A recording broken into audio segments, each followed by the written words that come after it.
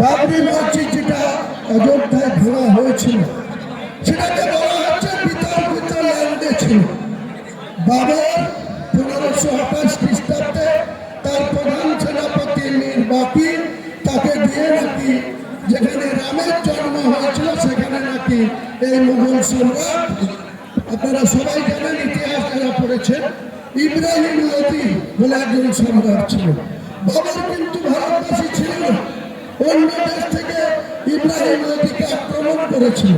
তারপরে জয়লাভ করার পর তিনি ভারত সম্রাট হয়েছিলেন।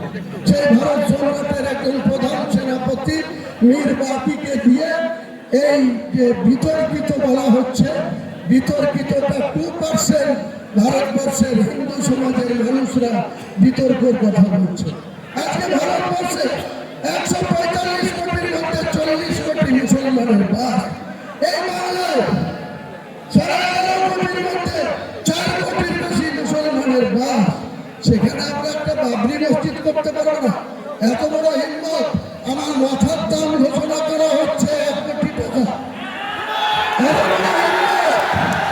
আমরা কোনো অহিংস নীতিতে বিশ্বাসী না, কোনো ধর্মাবলম্বী মানুষকে আমরা ঘৃণাও করি না, অশ্রদ্ধাও করি না।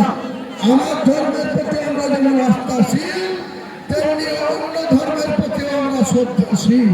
কিন্তু কেউ যদি মনে করে থাকে মুর্শিদাবাদের মাটিতে উত্তরপ্রদেশ থেকে এসে মধ্যপ্রদেশের প্রাক্তন মুখ্যমন্ত্রী বলেছে